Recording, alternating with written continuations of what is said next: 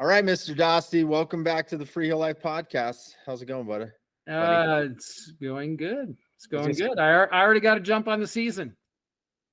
I know. Yeah, I know. That's why I wanted to get you on so we could talk about actual skiing. And you just got back from Argentina. Argentina, Bariloche, San Carlos de Bariloche. How was the travel down there? The travel down was actually much easier than expected. I took advantage of guide services, and I went with Scotty McGee.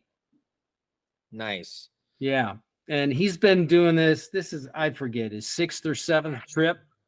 And Diana Rivera has been trying to get me to come down. She tried to get me to come to Japan, and then Argentina. And I guess I just have more an affinity already for Argentina because I've wanted to go. And then, you know, when Scotty's going down and she was down, I was like, let's just do it. Let's go. Did you guys meet up and fly down together? Yeah. So Scotty came from Jackson. I met him in Denver, Houston, Buenos Aires, Bariloche. How many hours was that? It was 24 hours of travel. It was like a 2-hour layover in Houston. I think it was a 5-hour layover in Buenos Aires. So, you know, we walked around the airport. And fortunately, we did not have to change airports. And we didn't really have enough time, like everyone that I spoke to in Bariloche. So did you go cruise Buenos Aires? I was like, no. Yeah, I don't know the language. Yeah, I'm a little bit better, but how's your Spanish before and after the trip? Well, I think I gained about a dozen words. Yeah. But a dozen? What are the dozen? Oh goodness. One was say, sea. Like the ocean? No, sea. Oh, do you agree with me? Sea. Okay. Well, that's important. Right? Do you need food? Sea. And then you might say, see, say is, I know. Be like, you need to go eat. See, say. Do you know how to ask where the bathroom is? Oh, no, you just look around. El baño. Okay, got it. Oh, okay. That works. El baño. I mean, you got El baño. Yeah. Cash money, man. This was unexpected. I'd say food is about half to 60% what it is here. Wow. Yeah. And so how much do you think gas is per gallon? Now, this was while I was there. They've got rampant inflation, so it's already probably worse. But at the time, it was 300 pesos per liter. Wow. Okay, so that works out to 1,200 pesos a gallon, which is actually about $1.50, maybe $2. Huh. Interesting. Yeah.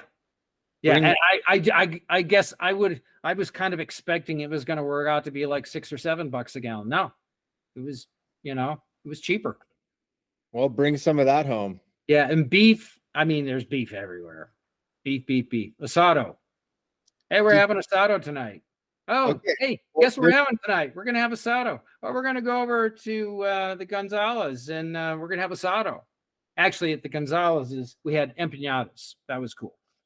That's cool. Because I called you before you left, and I said, you have to get invited to an asado. So it sounds like that worked out. You couldn't avoid being invited to an asado.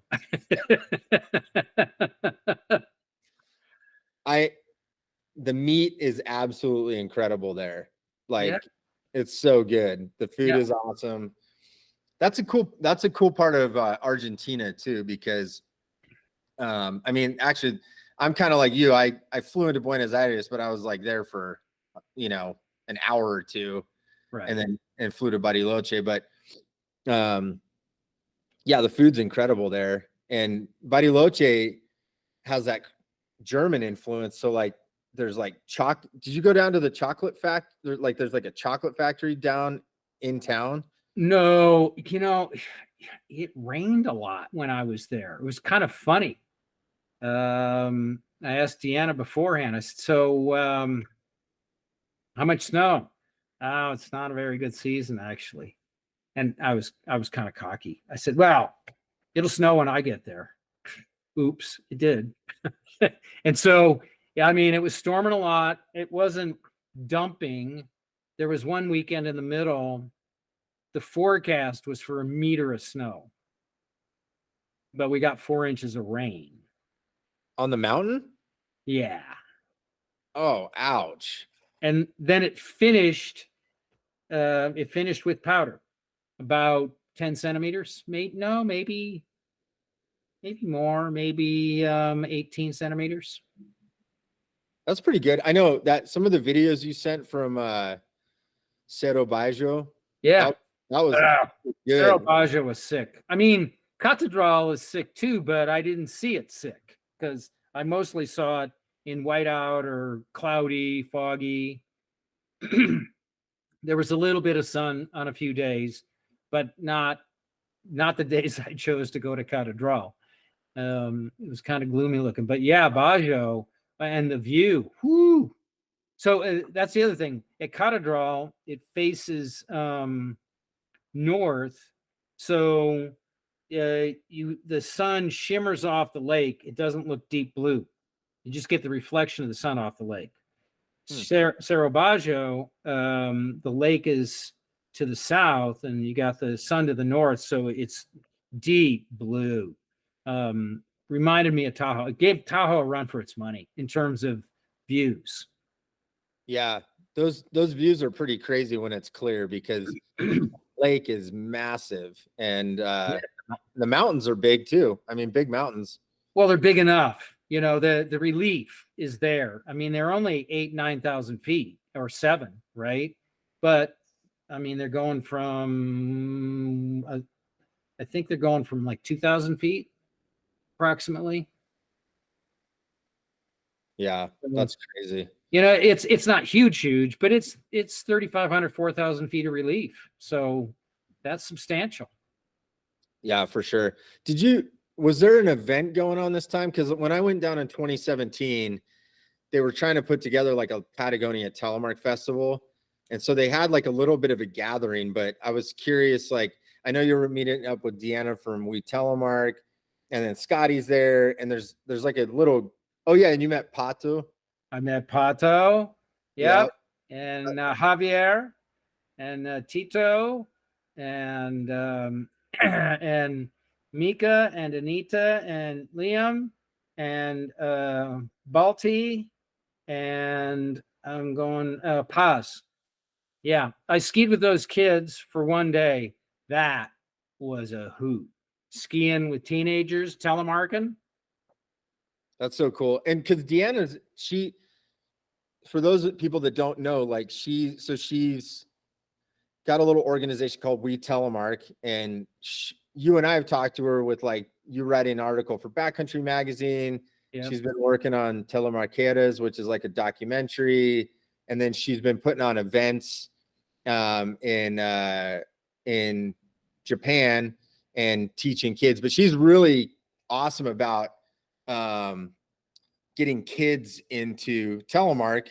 And I know we were sending her some used boots and stuff like that, but that's kind of, and it sounds like she had a good little group down there that you guys were able to ski with while you were there.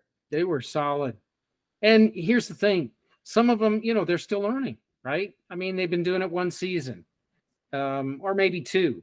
And, but as you know, it takes a little time to commit to that rear foot. And like Liam, he was a little reluctant to really put his weight there. But, you know, part of that is because he was skiing with some BD-01s on my first day there. You know how they, with time, the Loctite lets go, and the bolts that hold the toe plate on had unscrewed. So he's just wiggling. So I had to pull out my repair kit in the middle of a puke fest. It's just puking this, you know, wet, sloppy snow. Just really, you know, not comfortable. So I had to repair that. And then the next day I skied with him. I said, let's look at those. Oh, this one's loose either again or the other one was loose. Hard to say. Anyway, it was a hoot to ski with them. I mean, they skied POW great, and they knew the mountain, and I knew it well enough, and I knew how to ski in a whiteout, which is definitely a learned skill. So how many kids does she have in that program that she's doing? Well, so she's one of many instructors. It's Club Andino, Bariloche. And oh goodness, there's probably 100 kids associated with that club, at least. Okay, I'm just shooting from the hip. And so she, you know, she can teach anything. Alpine telly. All she wants to do is telly. That was her focus. And I think she had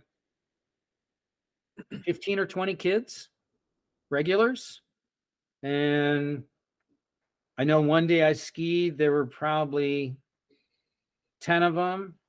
And then I skied with 5 of them for the afternoon. And then there was another day, there were probably 7 of them. And that was total whiteout. And in fact, I met some gals who were in one of the families that we went to dinner for, right? Met them at the bottom that day. And I was, so how's it going? They're like, it was kind of a crappy day. And you know what? I would say for most people it would have been, or it was. And I would say ordinarily for me, it would have been. But I'm skiing with Diana and her kids.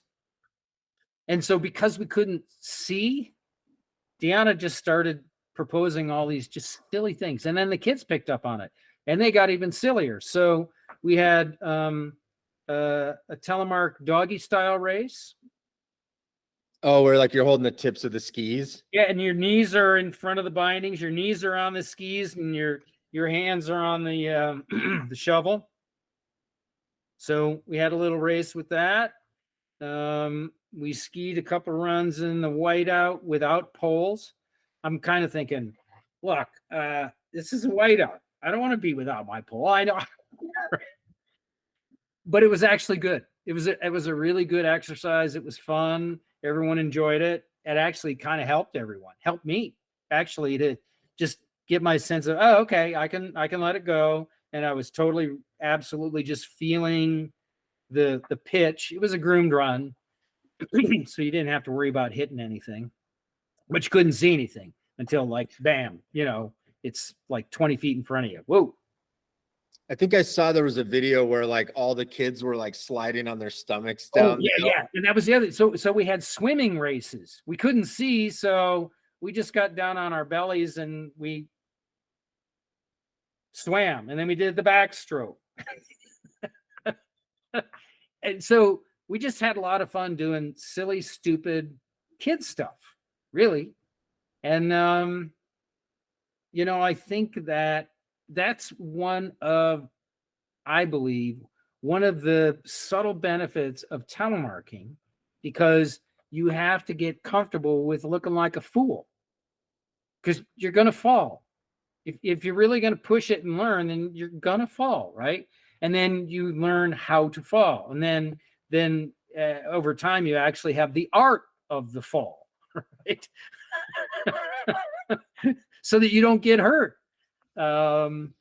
And so I think it lends a different perspective where you're not always having to look perfect. You know what I'm saying? For sure. Yeah. I mean, telemark's a lot like that, right? Like there's so many nuances to it and it's not easy to learn. And, I think that's good too, to be around kids because I think they really do open your eyes to just having fun and trying to figure it out and not, they're in an environment where doing something wrong doesn't necessarily make you feel stupid if you have the right group of people. Yeah. And just lets you thrive in that environment of just being able to do it. And I think, no, I mean, you make a good point. I mean, I think learning telemark and even as you're progressing with it, it's really important to like fail and fall over and learn how to stand up or, I mean, even when the kids are sliding with their hands on the tip of the skis, I mean, you think just having that free heel and that comfortability of just like learning how to flex your knees. And I mean, that might look goofy, but it's like, there's like those little things you do and you just get more comfortable with the skis. And here's the thing, when you're skiing doggy style, you're not going to exit that gracefully. As soon as you go down and say we're racing like this, everyone's going to end up crashing. Yeah. Well, I mentioned that you met Pato. I met him when I was down there a few years ago. And what's the name of his shop? Do you remember? I want to say JG Deportes. Yeah. Yeah. Well, and that's what was cool to go there because, and I want to talk a little bit more about this, but that was the thing that was most striking to me was there's no telemark gear in Argentina. Like as a whole, it's not like you can just go. I mean, it's hard enough to find it in the United States or in Europe. I mean, this is like next level, and that's why Deanna was having, looking through our used section in the spring and saying, hey, what's left? I might be able to use these for the kids. And then I think at least when I was there, Pato in his store had like a little telemark section. He knew how to mount bindings. And I mean, it was like a real resource center for people that were interested, but a lot of it was used equipment that people had brought, sold, left. And that's kind of how it starts. It's a second world country. If you can get any equipment, that's equipment. Yeah, for sure. Yeah, no, that's cool. And tell me your impression, because this is your first time to South America skiing. And what was your impression, or did you have any experiences with non-telemark skiers on the hill? Like, I mean, put it this way, outside of the group that Deanna had with the kids and the people you knew down there that we were talking about, how many telemarkers on the mountain did you see that you didn't know, like in proximity to that group? Well, let's see. There was one time we were all jammed up at the bottom, getting up the mountain on the sextuple. That's one of the cool things about Cathedral is they have a chairlift called Sex to Play. Totally inappropriate. Jeez, Dostie. Man, your Spanish really got good while you were down there, man. Let's just, what? It's just it's an unspoken joke all the time. Was it a 6-pack chair? It's a 6-pack. Yeah. Okay. Yeah. Just to clarify for the listeners, right. Watchers now, I guess, but right. No. I mean, here's the thing. In Spanish, it's pronounced sex to play. You just slow it down. Sounds like a good time to me. Yeah. So no, I saw one morning probably 4 other telemarkers. Wow. Okay. Yeah. On the jam up at the bottom in the morning. I did see some. I didn't see a ton, but you know what? You don't see a ton like when you go to Mammoth. Okay, and they're there. Yeah. I was just curious because like that, my impression going there, Bariloche also has like a lot of tourism, you know, too. Like it's Oh like yeah. people No, are no, there. because it's a beautiful place. Yeah. And yeah, I don't know. Maybe it was just me and being with the Telemark group, but I felt like people were watching us sort of like, what is going, I mean, that happens here, but like people are like, what are you doing? You know, like your binding's broken, you know, like that whole thing. But I Yep. felt like it was like next level there just because it's like not maybe just not available. I don't know why. It just Well, felt when was the last time you went? 2017. So, I mean, I don't know this, but my guess is it's grown since then. Yeah. Okay. And it's grown, not like you see a ton of telemarketers, okay, but you do see other telemarketers. Not very often, but you see them. It's not like the only people telemarketing on the hill are the ones you know.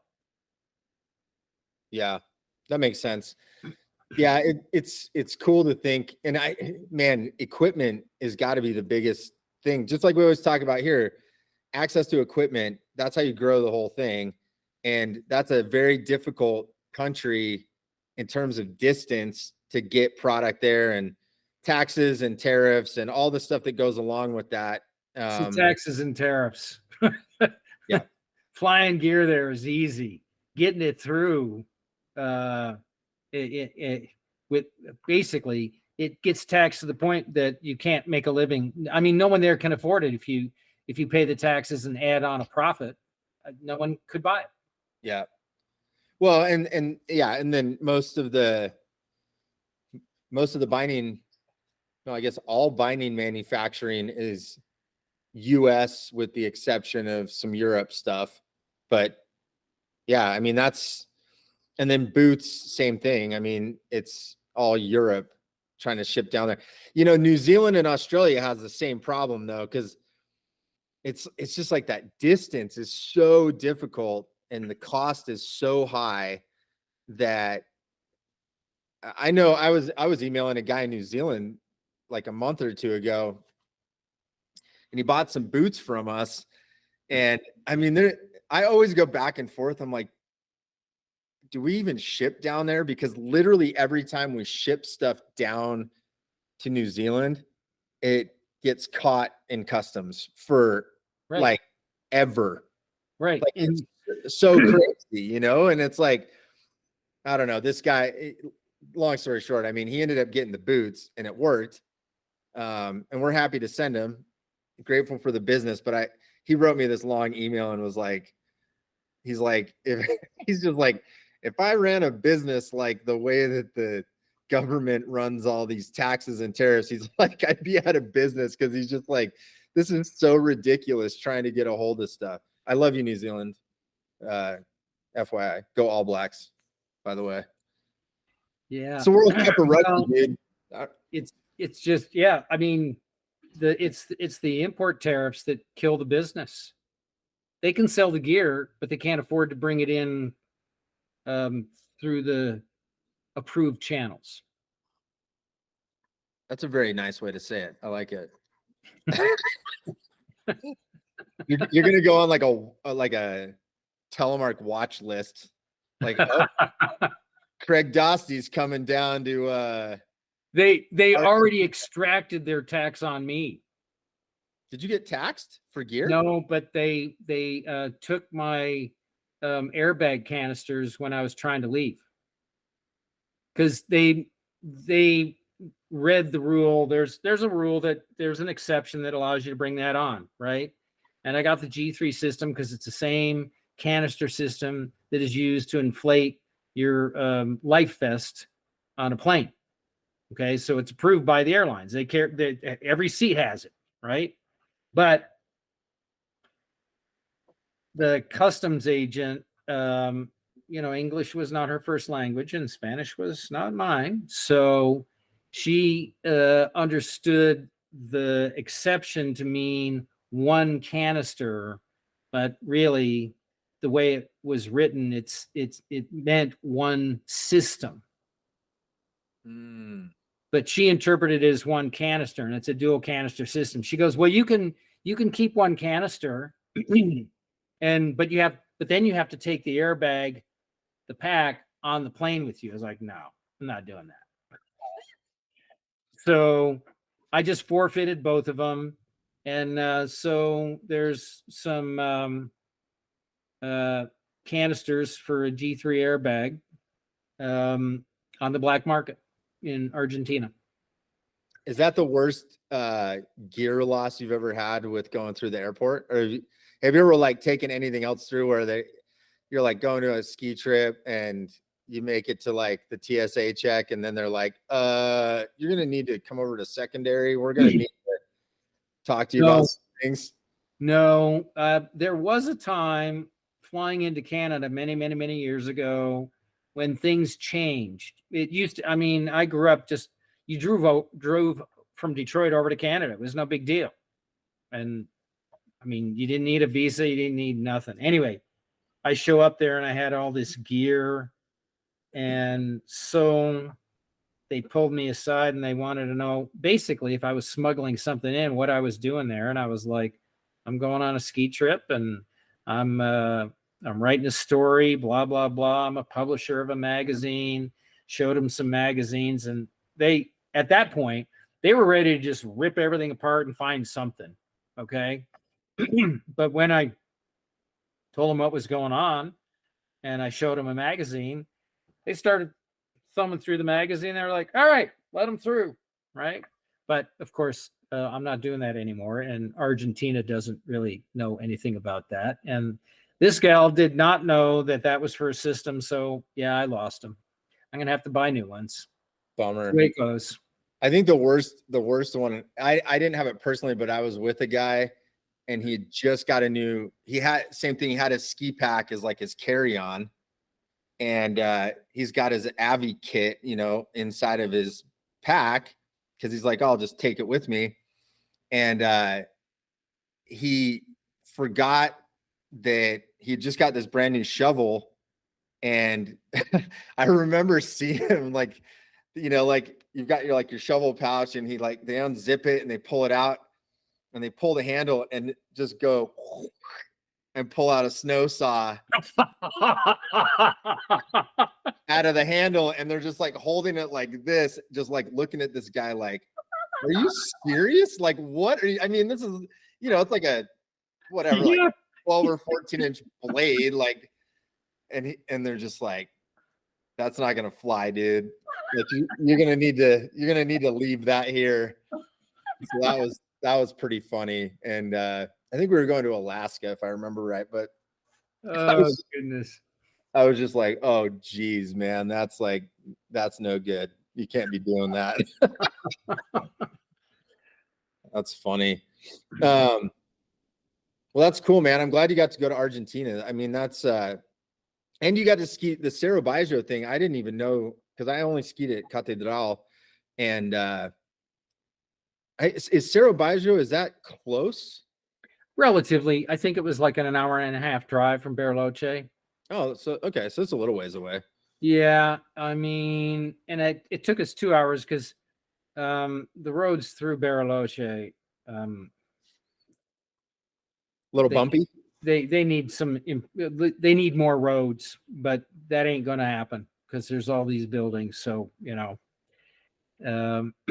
there's no loop that bypasses the city, and the drivers, I actually, you might say they're crazy, but I kind of respected their skill and ability to dart in to moving traffic.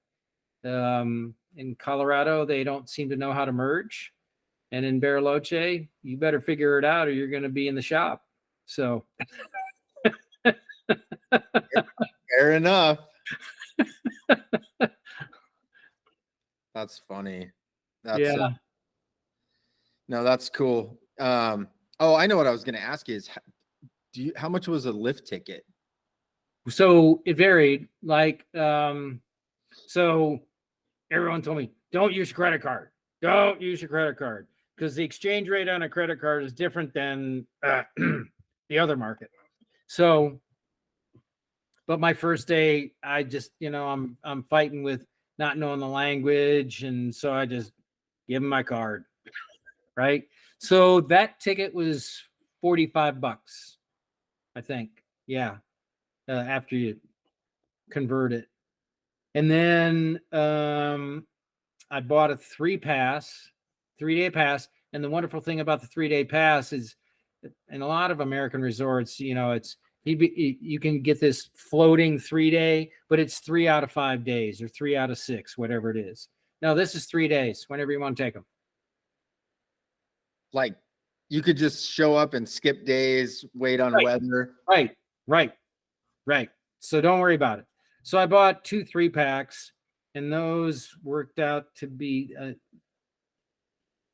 no, I take that back. The day by itself, the solo day was $65 a day. And then when I did the 3-pack, it worked out to be $45 a day. When I went to Cerro Baggio, it was $25 a day. What? Yeah. Wow. That's amazing. Yeah. And that is Cerro Baggio like similar terrain to Catedral? No. It's smaller. It's a lot smaller. There and so and there's more. The percentage of steeper terrain is higher at Cerro Baggio. It's not that there's more steeper terrain, but the percentage of steep terrain, it's dominated by advanced expert terrain, mostly advanced. Okay. And the beginner slope is just the flat ridge. So you have to take a lift up to the beginner zone and then probably a lift back down. Wow. Because the run back down while it's groomed, it gets moguled, from a lot of people. And it's not for a beginner, it'd be over most of their heads. I mean, unless someone's just a natural athlete and they pick it up, and then, that's a good finish for the day. That's got to be on the bucket list sooner than later to go back, because the cost, I mean, and I'm starting to see more of this too. I mean, people talk about European lift tickets and the cost versus the US. Yeah. I mean, how can you beat a $25 ski day or even $65? Yeah, because the walk up in America is $150 to $200 plus parking. I took a real estate client skiing last year and accidentally showed up on a holiday at Park City. And it was like I dropped like 230 on one ticket. I mean, it was crazy. Like Should have gone to Powder Mountain. Totally should have gone to Powder Mountain. Funny story, just total side note, that I can't remember if I asked you this, if you had seen this, because this was the first time that day when I was skiing. That was the first time ever I'm skiing down this slope. It's a holiday, so it's busy. It was like one of those holiday. It might have been like President's Weekend, or just like I wasn't paying attention type of deal. So I show up on like a Monday, and it's busy. But I start seeing like netting, like a slow sign would be, and there's like these netting off to the side, and there's just all these people like sitting on the ground behind the netting, and I couldn't figure it out, because there's like kids on their phones, and people are like hanging, like it wasn't like an accident, they were just sitting there. Well, lo and behold, the netting says rest area on it. No way. Yeah, I couldn't remember if I told you this. It was so crazy. I was just like, so they had set up legit rest areas on the side of the run. So if you just wanted to like post up and like get on Instagram and hang out, and you were like behind this netting on the side of the run. And I was just like, huh, interesting. I wouldn't have imagined seeing a rest area in the middle of the run. No. But I guess maybe that's something else snowboarders brought us. Sitting? Right in the middle of the run. Well, maybe it's a safety issue. Yeah. I mean, yeah. So yeah, you want to sit, just go around the netting. It was definitely skiers and snowboarders. They probably should be like telemark rest areas, because like if your legs are smoked, they like give you, you're just like every run you have like a They need to have one of those massage loungers that's solar powered. That'd be cool. Like a massage chair that's on the side. Right. That you can like ski and then back up, never take your skis off, and then it like massages your legs back to life. Oh man. That's right. Well, you can get the alpine massage, the snowboard massage, or the tele massage. Yeah. Heavy on the thighs, please. I'd like the Shatsu heavy on the thighs. That's amazing. Oh, that's funny. Well, I'm glad you went down there. It sounds like a good trip. I hopefully we can get back down there at some point. Maybe we should go, dude. We should go do a ski trip down there. So if we go, we have to go to Chile too, because this is one of the things I learned at Sarabajo. Ran into this couple from Chile. And so I asked them, so where are you from? Chile. All right, where? Look it up on the map. So where's your local resort? Oh, this volcano. And there's a whole bunch of these volcanoes all along the southern Andes, and they all got lifts on them. And they don't all go to the top, but they all got lifts. And these are all volcanoes that are in the 9,000 to 10,000 foot range. And, right off the Pacific. So they're getting clobbered with snow. And sounds, that sounds like an adventure. Let's just go check out the Chilean volcanoes and just start south around Bariloche and just go up to Santiago. I like it. Let's get it on the books. All right. All right. Like it. All right. Well, before I let you go, I think you and I talked about, I think for podcast listeners that also watch our YouTube channel, I have been trying to talk you into doing a Dostie's view here and there. So yeah. Hopefully we can, you're a wanted commodity, my friend. People want to hear what the man has to say. So we'll, obviously they're bored. Well, we took a break in the summer, so maybe they're not bored anymore. They're ready to go, man. Excited to hear you talk. Look, the season's coming up, and hopefully it will start early. I mean, what's your crystal ball say for this season? So I heard, this is a new one I didn't know about. If the bees like put their hives up higher, it's because they think the snow's going to be deep. So where I live, have you heard this before? No, that's a new one. Yeah, it's like this is what you get when you move to a rural area like me, man. People are talking, like, you talk to the farmers and they're like, yep, the beehives are higher. That means it's going to be a big snow year. So I've heard this from multiple people that the beehives are higher off the ground and it's supposed to be a good snow year. So there you go. Okay. Well, then I need to talk to my contacts in Tahoe and see what the squirrel tribe is doing. Because when I was in Tahoe, the squirrels knew. And so they knew whether to stock up more or not. They always did in a big year, before a big year. So I noticed that here in Colorado, I haven't figured out what the telltales are. I do know we had a lot of moisture this summer. I've never seen that much moisture in Colorado. I mean, in the 8 years I've been here. So, but part of me also, this is just over time, I tend to think that you only, especially in desert areas, in Colorado is basically desert, right? You only get so much snow a year. So either you get it in the summer or you get it in the winter, or, you sprinkle it between, but you only get so much. We got a lot of rain, which if that theory is true, it's going to be dry in Colorado. but I think there was something else going on. I don't think it's El Nino. I know everyone's talking El Nino. Wow. And the El Ninos are only predictable in hindsight. So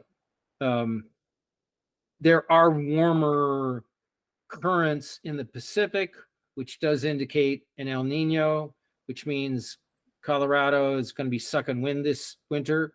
But I think there's something else going on. So I'm cautiously optimistic it's going to be a good year. I do know this. I've never been wrong with this forecast. It's going to be unlike any winter you can ever remember. What are you, like Warren Miller now? I feel like I'm in a Warren Miller movie or something. That's awesome. I love that. Well, I think that's a good spot to end on. So thanks for catching up, man. And I'm psyched that we got to catch up about that trip to South America. I learned a lot, even having gone there. That gets me stoked to go back, and I love what Deanna's doing. It's cool. I love seeing these groups of people sort of form around little communities, and like they're getting kids out. They're trying to figure out how to get gear available. The shop there's playing a part in it, and it's really cool. So it's cool to see people organizing around that. Yeah. It was great. It was great seeing all the other different telemarketers, and yeah, it was awesome. Awesome, man. All right, man. We'll catch you soon. And for those of you that have been waiting for Dostie, we'll drag him into a Dostie's View sooner than later. Yeah, I got to figure out what to talk about. I was going to talk about Argentina, but we just did. So I guess at this point, it's just about We Telemark. So spread Telemark. Ooh, I like that. Maybe it'll be like Dostie's 10 best Spanish words to use on a telemark ski trip. There you go. You can't use sex to play. You're not allowed to use that one. It has to be like PG. I will say this. You do not want to go into the Lenga. Aspens are not nice, but Lenga are much, they're worse. They're a lot worse. They have lower branches. I was like, what are you talking about? Trees, the Lenga trees. The Lenga trees? Yep. They don't have aspens. They have Lenga. Lenga. All right, buddy. Sounds good. We'll leave it on that. All right. Good seeing you, man. Ciao. Later.